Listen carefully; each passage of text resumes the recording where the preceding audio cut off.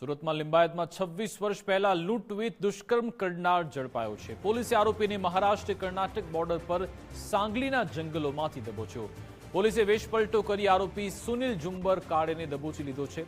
2003માં પર્વત ગામમાં ઘરમાંથી સોના ચાંદીના દાગીનાની લૂંટ ચલાવી હતી। દીકરી સાથે દુષ્કર્મ કરી મહિલાઓ સાથે બીભત્સ વર્તન કરતો છેડછાડ કરી તે ફરાર થઈ ગયો હતો। આરોપી સામે લિંબાયત પોલીસ સ્ટેશનમાં 3 લૂંટના ગુના નોંધાયા હતા।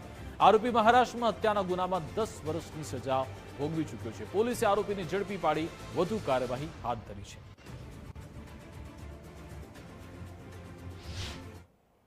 લિંબાયત પોલીસ સ્ટેશન વિસ્તારમાં 2003માં એક લૂંટ વિથ રેપનો ગુનો દાખલ થયેલો હતો।